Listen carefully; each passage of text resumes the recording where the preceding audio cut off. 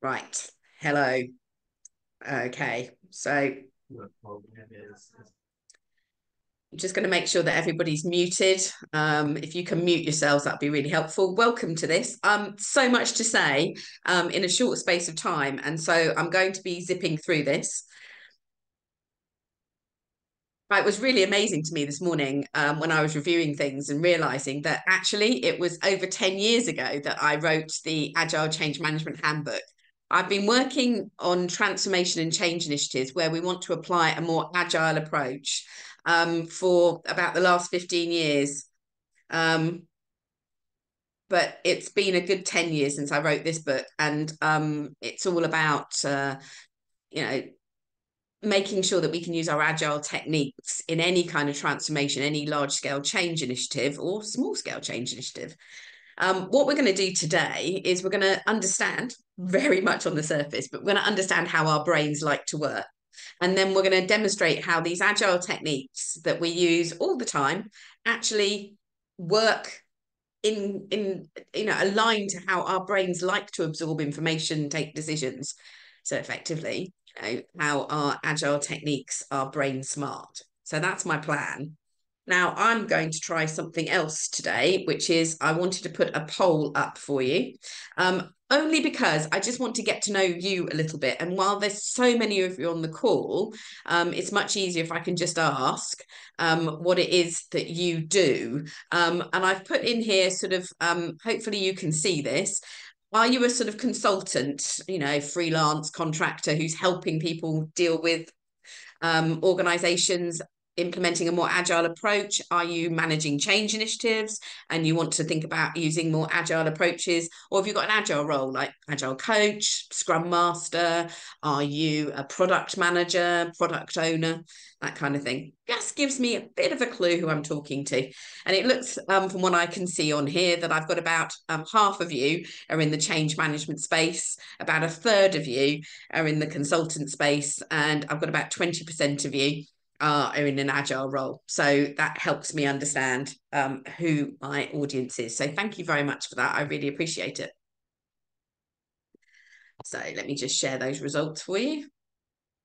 So you can probably see what I can see there. So as I said, about half, about a third on change management. Consultancy is about a third, and then about 20% is on the agile role. So thank you very much.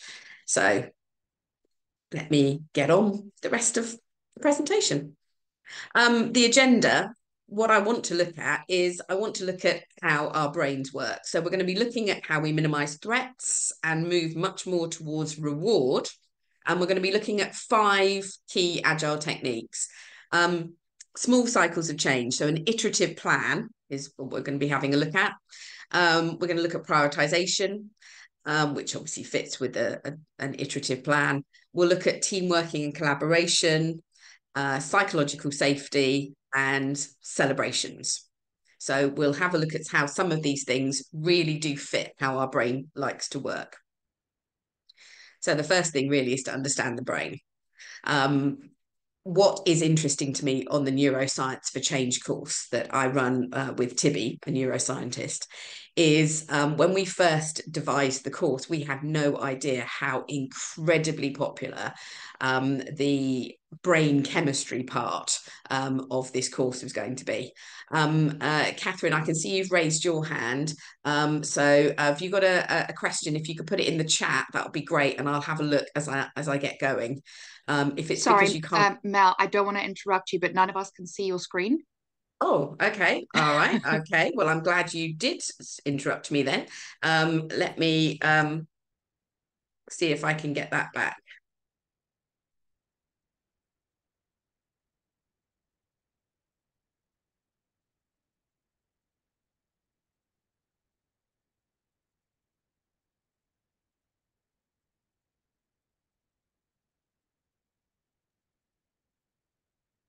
I don't know how many couldn't see it, but I, David Watson, certainly could. Oh, you could. Yeah, that's what I thought as well. Okay. Well, I'm coming back in, and I'll just share it again. So no worries. We'll get ourselves sorted. It's the joy of Zoom, though, isn't it? So hopefully you can all see it now. Then, lovely to see you again, David. So how does the brain work? Okay, so down on the left-hand side here, we're talking about the brain recognizing threats. Threat is when we're anxious, when we're very stressed. There are two types of stress. We're talking here about distress. Distress is when we are having that anxiety moment. And so what happens in terms of the brain chemistry is that it starts this flow of adrenaline. This adrenaline, this energy is all about, it's almost like you could hear a drum beat that's going. And what happens as well is we get noradrenaline, epinephrine, that's how it's called in the US, which is about hypervigilance. You know, when you're very threatened, you focus in on what has to happen next, you know, and you can only really see the things that are in front of you.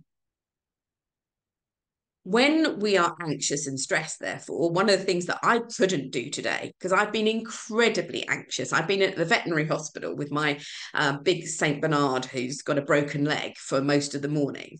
So I've been very anxious about getting back in time for this webinar and dealing with all the medical issues with him. And so I could feel my stress this morning. This was not a day to be able to do anything more strategic. Interesting that cortisol, when you think about cortisol, we think about that as a sort of stress hormone, but think of it as a tap. It turns the stress on, if you like. It opens the flow of stress. And actually, when you're distressed, it's about 9 times as high as when you're sort of, maybe you've got a challenge in front of you. So you're feeling a bit of another kind of stress, eustress, the good stress. That's when we get peak performance, isn't it? Because we're being stretched, we've got a challenge, we're enjoying ourselves. And so peak performance and moving towards reward, that feeling of, it's actually quite pleasurable. We get a sense of achievement, a sense of well-being, we get energy, we get resilience. So I'm looking forward to, after this webinar today, when I think, did it, I've got it done. And I've got through all of the veterinary hospital things. So I'm actually thinking I'll have that sense of dopamine, that energy, that chemical that goes, well done, you've done something, a sense of achievement. And the endorphin, which are sort of nature's painkillers, will make me feel good. I'll sort of feel calm. I'll feel, oh, yes. So I've got the energy from the dopamine and I've got the endorphins, and I'll just feel like, yeah, I can get on with things this afternoon. So I'm looking forward to sort of powering through what it is I'm doing this afternoon. I want to create that powerful, positive brain chemistry. That's why we're on this webinar, because I'm actually going to demonstrate how some of the things that we use push us towards that positivity and that ability to really excel, get things done, really sort of challenge ourselves. And how also these same techniques can avoid the threat situations, the anxiety and the stress. So what we're going to look at is how each of these things really does help us. I've put in front a very simple sort of change plan, an iterative plan, because there's key things that I want to highlight here. The iterative planning from Agile really does fit with how the brain wants to work. And it's my job to show you how that happens. So the first thing that this is doing is it gives us a short amount of time to get things done. So it sort of creates a reward situation. It creates that eustress because there's a challenge, got a deadline, got to get things done. So because it's a short amount of time, whether or not it's a sort of an iterative plan where we're saying, right, over the next 10 weeks, we've got to deliver X, or maybe we're working in sprints, short cycles where we have to achieve some kind of outcome at the end of maybe a couple of weeks. Whatever that shorter period of time, there's a focus that comes with that. And that focus does set up a challenge for us. So we can fixate on what it is we have to do. We're clear about what we have to do. And we get that sort of commitment to doing it. But it avoids sort of what we call delay discounting. Delay discounting is where the brain really struggles with the concept of time. It is quite an artificial thing that humans have invented. As far as the brain's concerned, it understands night and day, dark and light. But all of this idea of coming up with hours and days and weeks and months, it's all very artificial. It's what we as humans have decided to do to mark the passing of time. But our brains don't instinctively understand it. So something that is not happening immediately, that's further out, our brains sort of discount it. We don't feel the impact. We don't feel the risk. We don't feel the reward of something that's so far away. And this is the heart of this iterative planning, really, is that it avoids delay discounting. We've got a short amount of time to get something done, so we focus on getting that thing done. Whereas if I think, oh, well, that'll happen, oh, that's going to happen later on in the spring, that'll happen before the summer holidays, my brain isn't going to give that any kind of priority. It's too far away. This is the problem that the pensions industry, the funeral industries have. How do they get us to pay for something that's so far in advance? We can't feel the pressure. We can't feel the reward. So what we do with our iterative planning cycles in Agile is we actually fit with how the brain wants to work, which is what's right in front of me. So we have that short cycle to get something done. Now, of course, the benefit of this is that there's frequent achievements. Because if we use sprints, we've got a couple of weeks and we can actually see something getting done. We could even say that we could have a daily Scrum meeting, a daily stand-up, where we're actually saying to our colleagues, this is what I achieved yesterday, this is what I plan to achieve today. Now that will create dopamine, that sense of tick, tick, tick, tick, we've done this, we've done this, we've done this. So it's always about that sense of achievement that we're getting. The other thing that I really like about the iterative planning is that it is about reducing information overload. I was talking to my partner about this morning, about the amount of information, that the longer the planning cycle, the more our brain has the opportunity to go, well, what if that happens? And what about this? And what if that's not available? And what if we can't do that? So our brains are constantly trying to create certainty. It's one of the things that our brains do, like to know what's coming up next. So we run lots of scenarios. We consider things. We're contingency planning all of the time. And what that does is it gives us a massive amount of information to deal with. Of course, if the planning cycle is shorter and it's more immediate, then our brains don't have to cope with that neural overload. We don't have to cope with all of that information. So it gives us more opportunity to focus on the things that we should be thinking about, and it gives us more energy to do the things that we should be thinking about as well. So we're always trying to look for, how do I give people the most relevant information? And maybe I can signpost other pieces of information, but I don't need to go into detail. And I think this is one of the things that we get with our agile planning, is that I do plan towards conclusion of my initiative. I'm thinking about the end goal, the destination, the achievement of the vision. I'm going to highlight some of the key outcomes I'm going to create, maybe over the next 6, 9, 12 months.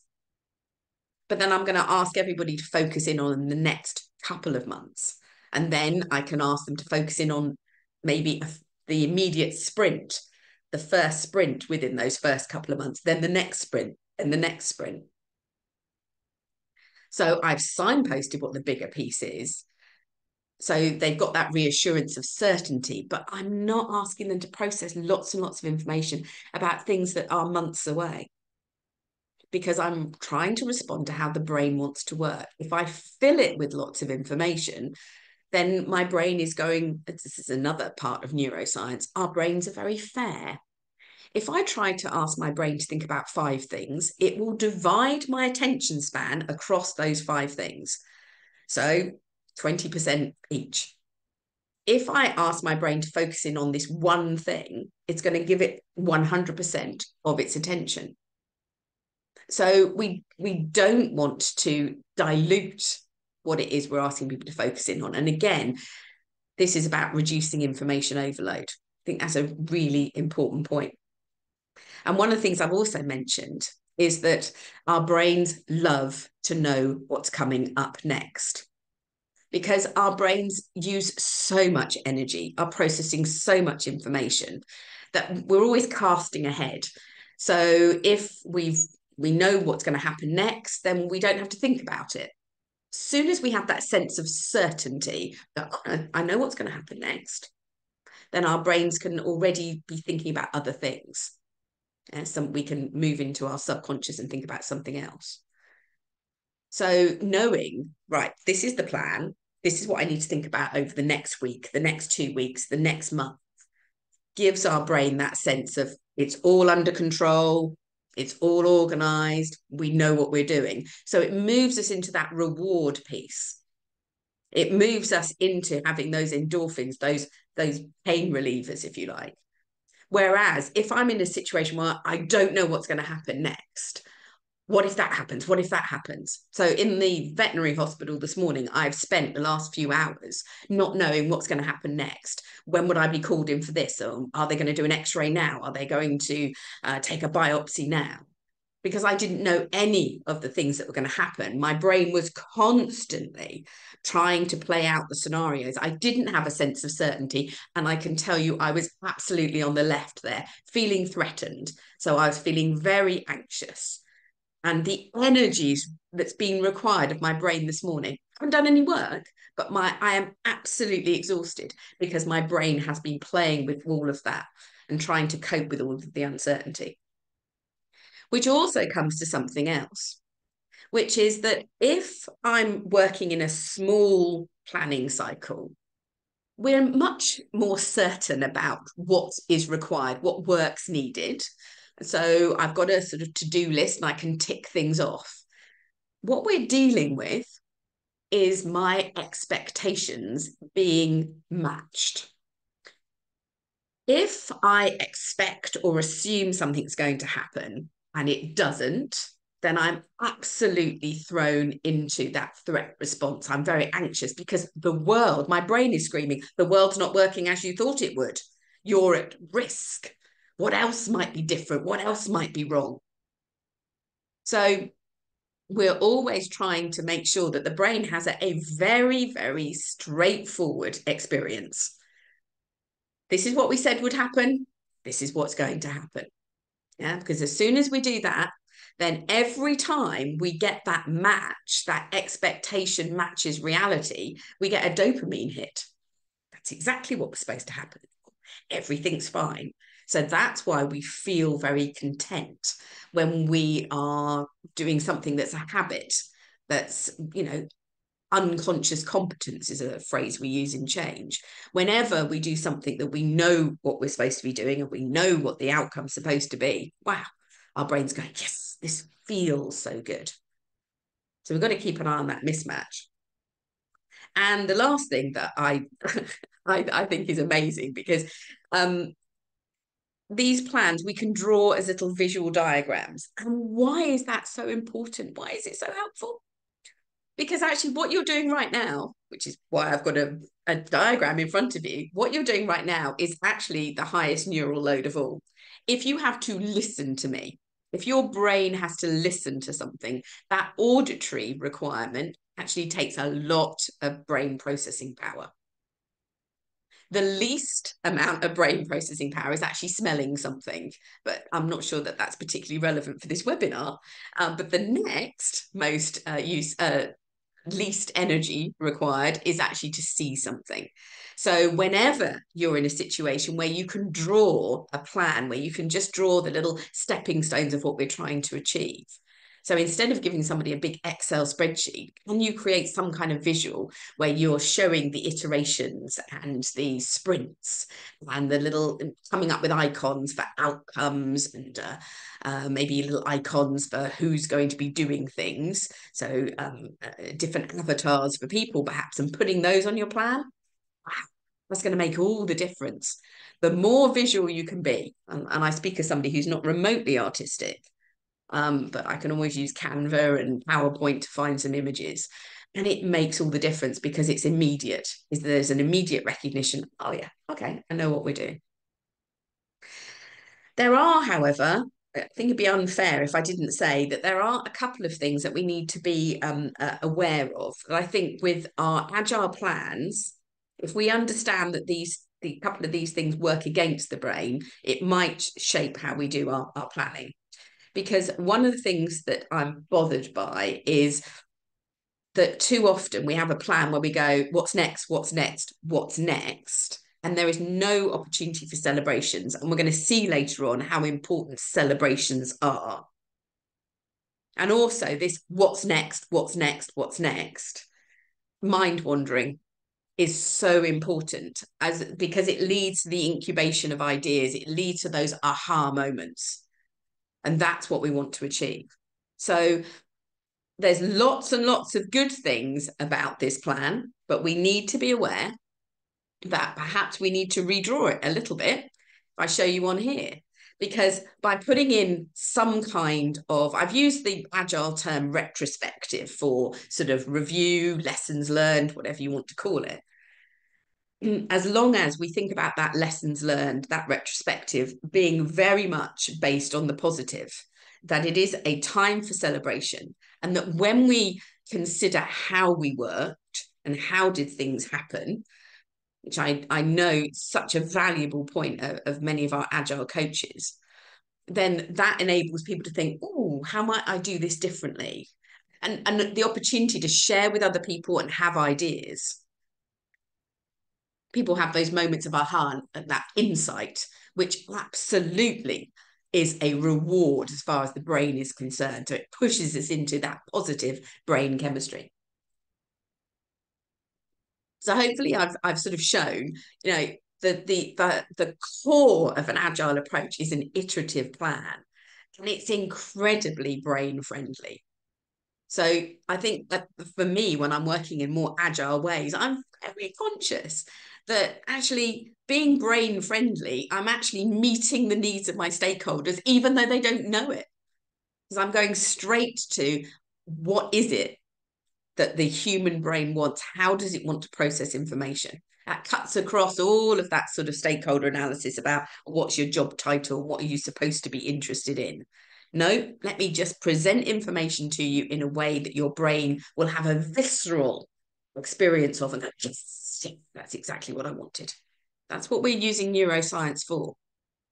I think to cut through, you know, well, you should want to know this, and I do need to tell you this, and go, hang on, but what does the brain actually do with this information? How does the brain want to do this? And as I said, on the neuroscience course, it's amazing how the first morning is all about the brain chemistry and thinking about, you know, techniques that we're using to increase that sense of reward and all of the positive brain chemicals around that. And how do we reduce threat and all of the negative brain chemicals around that? And as soon as you have that sort of understanding in your head, it's amazing how you rethink what you're doing. You think, well, okay, if that's a little uncertain, that's going to create some adrenaline, some noradrenaline. It's going to be that cortisol is going to get turned on. So people are going to be anxious. And then you think, well, when people are anxious, they tend to focus in on things. They can't see the wider context. They can't see a more strategic picture. So they only focus on this little thing. So this gets very, you know, so they lose the opportunity to see the wider benefits or who else might need this. People are far less creative when they are suffering distress. People are far less resilient. People are unable to take in lots of information. So there's lots of negatives around being in that threat response.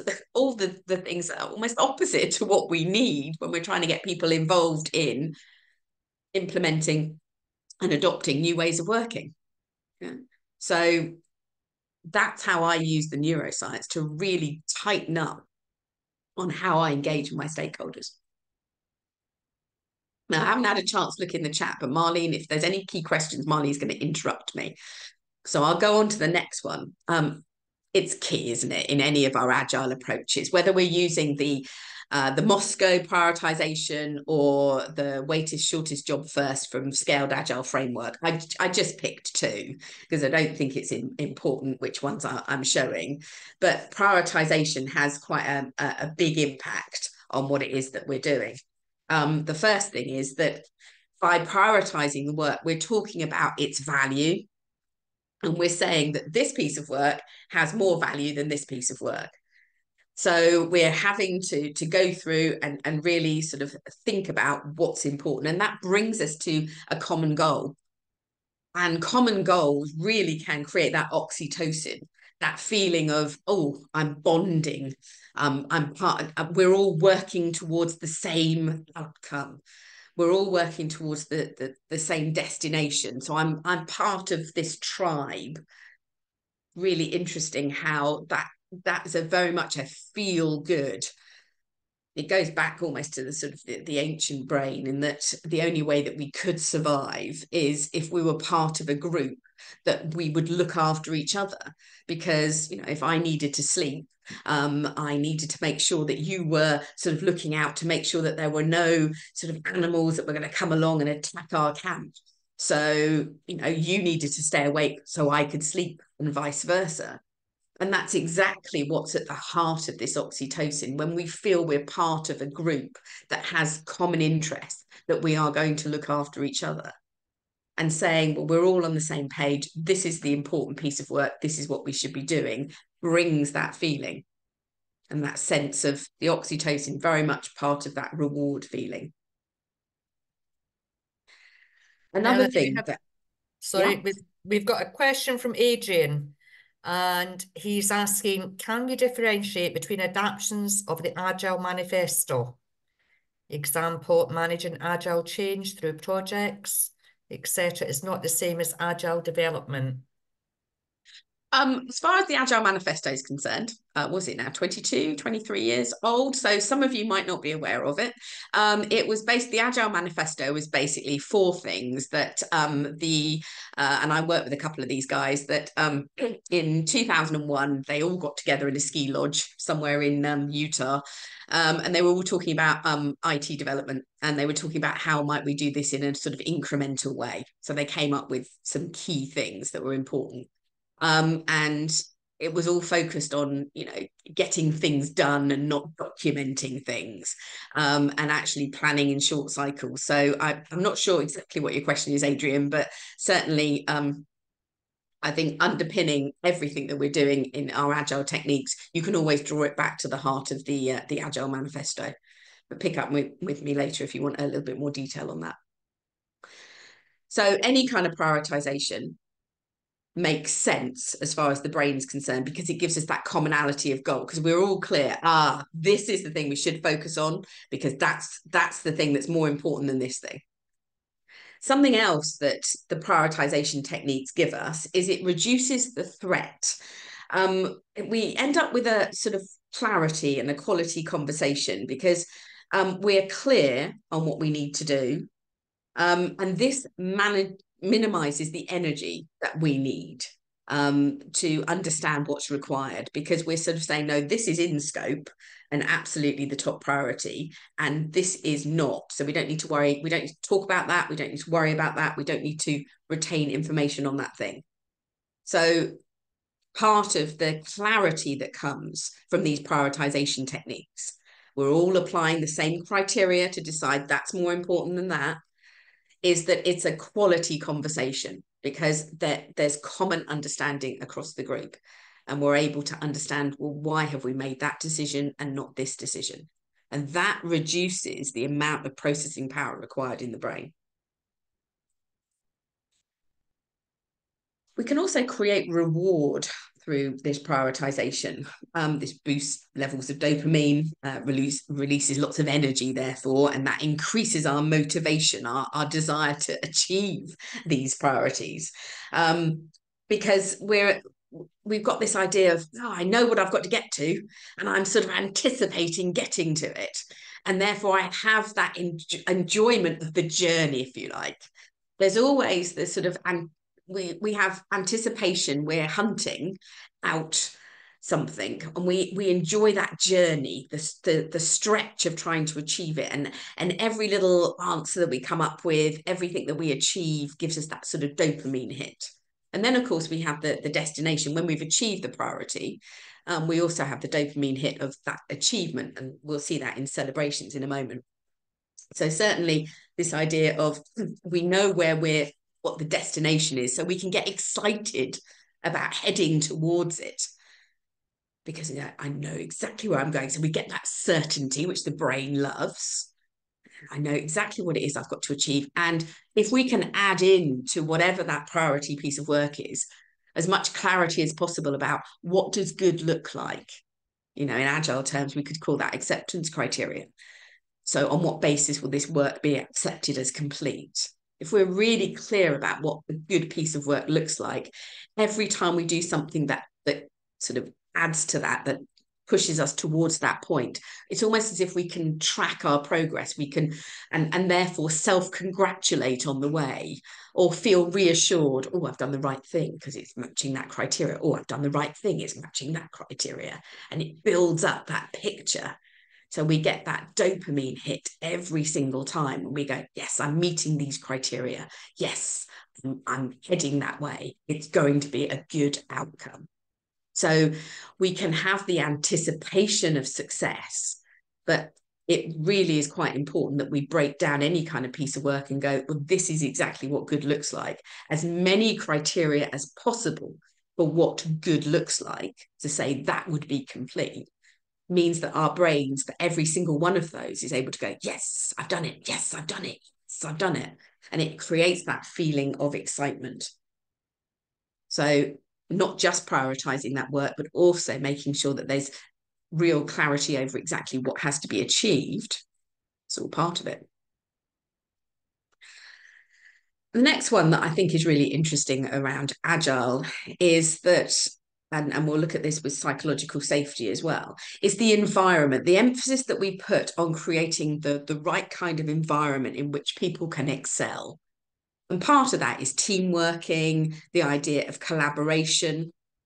I've put up a little team charter here because one of the things that, is obvious that we are creating common goals. What's the purpose of the team? What are the responsibilities for everybody in the team? So we have this very clear understanding of our goals, but it also makes sure that, we have that sense of certainty. I know where I fit into the team. I know what my contribution to the team is.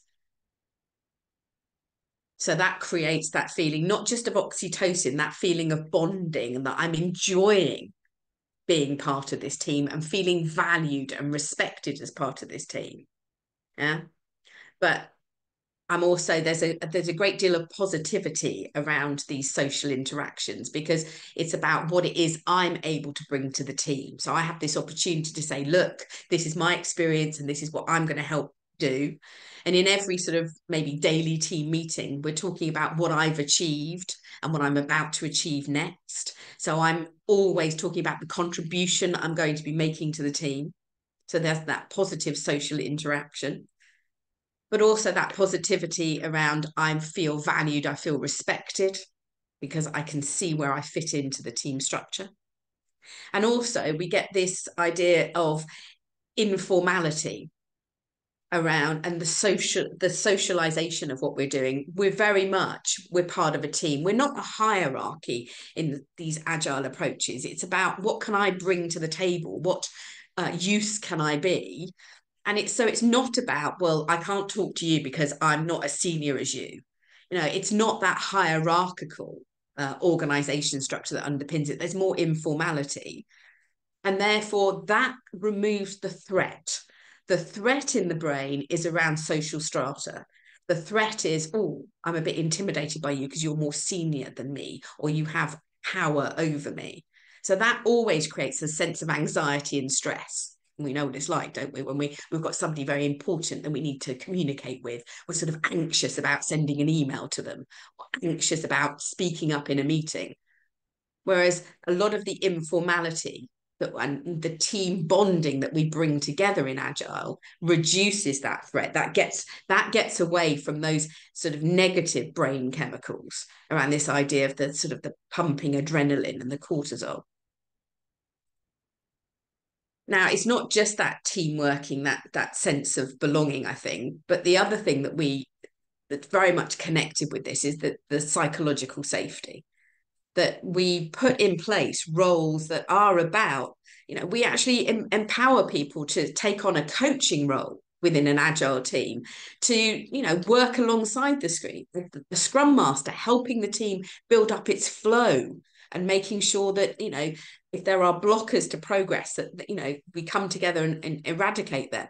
So we're getting away from a blame culture. We're working together. So oxytocin immediately. We're working together. We're part of a team, you know, to solve problems. And of course, that we're also talking a lot about trust, that we work together. We've all got that common objective. We know that common objective is supported by prioritization. We know what the really valuable things are we need to achieve. So we've got this piece around, you know, you're in a safe space because you're with your tribe. You will be respected. You know, you can speak up. You can challenge things.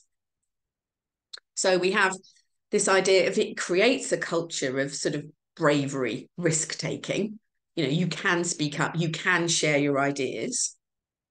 You have the opportunity to challenge the status quo. You are encouraged to not just accept things at face value, but to query, well, how might we do this then? Because an awful lot of our agile approaches are, we're going to do this in an iterative way because we're doing something new and different. We haven't really done it before, so every idea is valid because we don't really know what it is that we're doing. So let's take it in small bite-sized pieces. Let's challenge the status quo because nobody has a silver bullet. Nobody absolutely knows the right way of how to do this work. And of course, that's promoting this curiosity, the questioning of things, and that encourages us to have insights. Insights are when we have been able to look at something from different perspectives and have that moment where we go, oh, let's try this, or, oh, I get it now. That moment of new idea, new perspective, which absolutely puts us into the reward side of things. The brain really enjoys having those moments of insight. And what I put up on here is that, you know, one of the things that we encourage people to do is take responsibility for their own decisions within Agile, recognizing that people come to the team as experts in their own field, that they have experience, they have knowledge, they have ability, and therefore thinking about, well, let's empower you as much as possible. And that means setting out boundaries for individual team members and being able to say, no, you do this job every single day. You've got lots of expertise on this. So you make all the decisions on this. Here's the only reason for escalating this up into to the rest of the team or to somebody more senior is if perhaps it goes over a certain budgetary level or it impacts people outside of this team. So whatever boundaries you want to come up with, what we're doing here, part of psychological safety is sort of saying, you know, absolutely, you are empowered. I always remember this speech from years ago from somebody I really respected, where he said, you cannot tell somebody they are empowered. You have to work with them to set the boundaries of their, you know, their power, their decision-making authority. Make sure that they know clearly how much authority they have. That is where you get empowerment, because then people will operate very effectively within that boundary, and they can trust their own judgment, and they know exactly when they're hitting the point at which they would have to involve other people. So I do think setting boundaries of authority is something that I think we do very well as part of our team charters in an agile approach. That's really very helpful for ensuring that people don't, you know, feel that there's a blame culture, and it really helps with the idea of taking risks, being brave, being courageous, challenging the status quo. That's one of the things I really like about the agile approach, is that there is an underlying sort of emphasis on how we treat people, how we treat people with respect, and that it's always going to push us towards that reward piece. When we are not in charge of our own destiny, our brain very sensibly thinks we're at risk. Why? Because our brain has worked out that the only brain that is going to look after us is our brain. We are the people that are going to look after ourselves the most. And therefore, the more power we have over our own destiny, the more opportunity we have to decide what we do, how we do it, when, where we do it, the better. So anytime we get empowerment, it's a good thing, as long as there is clarity around you can make those decisions, but as soon as you hit this, make sure you escalate that out for somebody else's opinion. So as long as you're clear where the boundaries are, then the brain is always going to go, yeah, I'm in a good space. If you're in any doubt about that, think about any situation where you are not in control of what happens next. It immediately brings you a sense of uncertainty, because the person who is in control, who is in charge, they might have an understanding of all the steps, all the things that are going to happen, but you don't. It's opaque to you. So your brain is back into that uncertainty piece, that anxiety and stress. Don't know what's going to happen to me. I don't know if it's going to be good or bad. So the brain is immediately on alert. So we have all of those negative chemicals because I'm not in control of my own destiny. That's why, dealing with, 12 stone of dog this morning in a big veterinary hospital was incredibly stressful, because I didn't know what was going to happen next. I didn't know whether the receptionist was going to do this, where the x-ray machine was, where I was supposed to take him, where I could find water for him. I knew nothing. I had no power this morning. All the power was with the medical professionals that I was working with. And so my anxiety level, I was just trying to follow instructions all morning. And that is where we get very stressed. So thinking about how do we structure that empowerment back to people, it's not enough just to say, oh, we're all part of the same team. There's a lot around common objectives, and people being able to contribute what they're really good at and volunteer for things. Really important part of putting people into a very positive space, that reward space, that they're in charge of their own destiny. But I don't think it's enough. I think that what we get here from the setting the boundary of authority is really quite an important part of that. The last one I want to talk about, and I'll go back to this idea that with an iterative plan, one of the big concerns is that we don't spend enough time on celebrations. Celebrations have an incredibly powerful effect.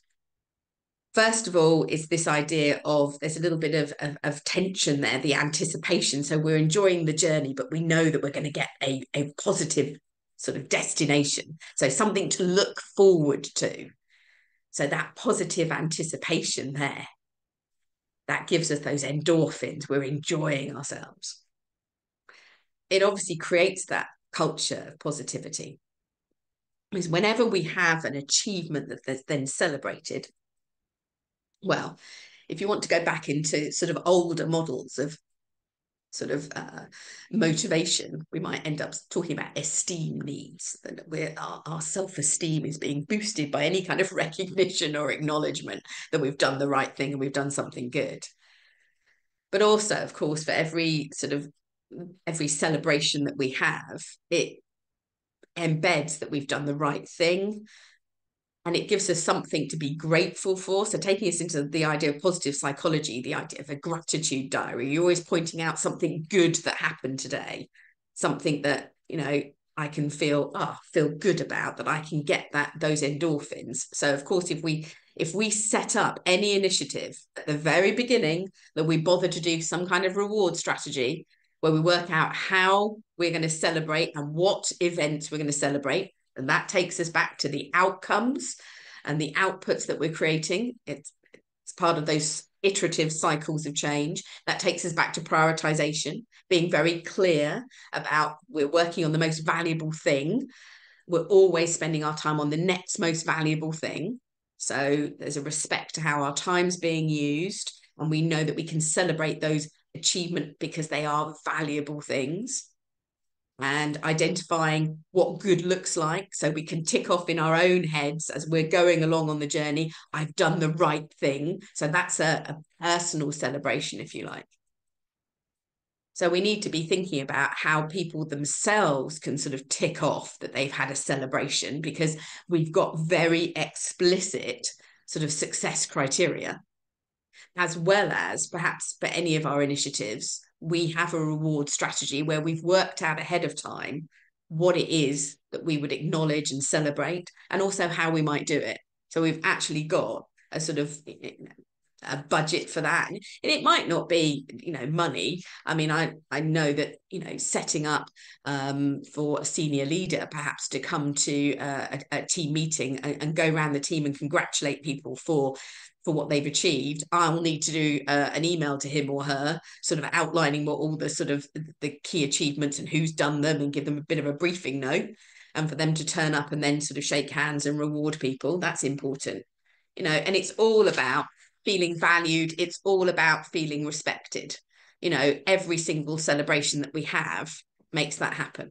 Yeah, I'm feeling valued and respected at the moment. I'm celebrating the fact that my partner's just brought me another cup of tea, because he knows I've been losing my voice today.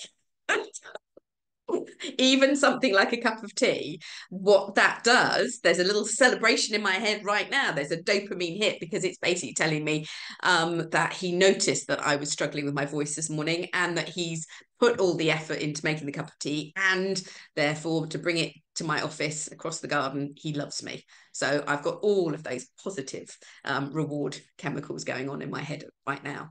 So we need to think about, how do we make celebrations happen? Dealing with the change capability community event a couple of months ago, we talked about how we set up a reward strategy, but there's something else from a neuroscientific point of view that we need to sort of think about, which is if the reward is unexpected, then that brings even greater sort of levels of excitement and positive chemicals, because it's a mismatch, but it's a positive mismatch. We talked about when there's a mismatch, when I have an assumption and reality doesn't match it, it throws me right into the threat, and all the negative chemicals. Or when something unexpectedly good happens, that really throws me into the reward piece, because there's a big mismatch between what I thought was going to happen and then something really lovely happened. And I feel really great about that. So the example I just gave you of me arranging behind the scenes for a senior leader to drop in unexpectedly in a team meeting and to go round the team, clearly showing that in this case he knows the names of all the team members, and congratulating each of them for the things that they've been achieving, all down to the big briefing note I've written. For them, it's not for me, but for them it's unexpected. And so I'm like, oh, didn't know this was going to happen today, and all great feelings of that. So there is something there around, perhaps I need to think about a reward strategy and how I'm going to drip feed rewards through, what criteria we're going to create those rewards on, with the advantage that for some of them that will be unexpected and really, really positive for some people. So hopefully what I've shown here is, it's just a taster, but it really helps you see what we do from a completely different lens, because it makes you think, how will the brain react to this? And does this push us into the reward and all the positive brain chemicals? Because if so, what does that give us? It gives us energy. It gives us creativity. It gives us commitment. It gives us resilience. All the things that you want in working with anybody on anything. You want all of those things associated with the brain seeing something as a reward, all the positives. And the alternative, what do I want to avoid doing?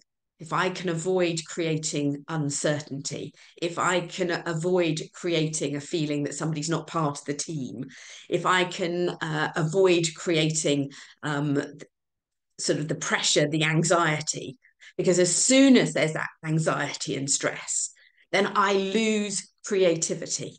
I lose momentum, I lose motivation, I lose energy, all the things that we want to avoid effectively.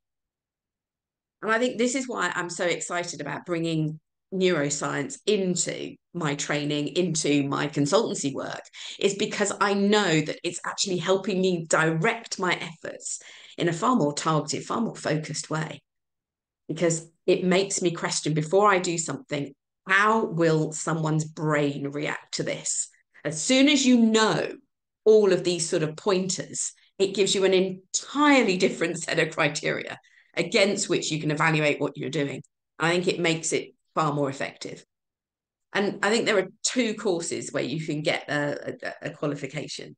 The Neuroscience for Change will give you all of this, the brain chemicals piece. So there's a lot of explanation about how does the brain work, and therefore you start to think about how can I use this? And there's a Pepe model where we talk about things like how can we reduce pain and increase pleasure? How can we reduce the energy needed and increase the energy needed? Which is around peaks and valleys, and also expectation management. How can we make sure that there isn't a mismatch between assumptions and reality? So that's a brilliant course. And there's a couple of places next week if you want to join everybody else on that course next week. I strongly recommend it because well, I've been working on this for over a year and it has changed my life. I went on several neuroscience courses that were they were really interesting, but too heavy a few years ago, too heavy on the neuroscience without sort of being able to put it in the context of, yeah, but at work, what would I do? And I think this is why I'm so proud of this one, because it cuts through that and goes, well, actually, we're all at work trying we might be in a continuous improvement, we might be on a project or program, we might be a manager who's trying to sort of lead the team to do things in a more effective way, a better way. I might be doing lean, for example, lean process improvement, all sorts of improvements that I'm responsible for. It's really helpful to understand how I can create that positive feeling from the brain. If you're looking for sort of a toolkit of practical ideas, I mean, I've looked at a few today, but if you want really, some practical ideas for how you present information in a way that the brain absolutely loves, the Agile Change Coach course has got over 40 that we actually use in the course itself. So you get a chance to practice this stuff and you get a chance to review with people. Well, how does that make you feel then? Well, how does it make me feel? So you can really think through the impact. And I am honest enough to say the feedback from these courses is amazing. I think because we recognize this is so useful, and it builds our confidence in about how we reshape what we're doing. It gives us a whole new set of criteria about how we decide what to do. I know it gives us all moments of insight, and I know what that does. It pushes us into the reward area of the brain. So I can't recommend highly enough. This is the subject that you definitely want to dip your toes into for 2024, because I know the impact it's had on my own work and how it's made me engage differently with my stakeholders. I'm having a quick look in the chat, but I know that there's a few of you want to follow up with sort of more detailed questions, but a lot of you are saying that you're in the reward part of the brain, that you've really enjoyed what I've said, that I've maybe hit dopamine there. There is a discount for people to come on the courses, because if you've bothered to put the effort in to personal development by coming on this webinar, I think it should be rewarded.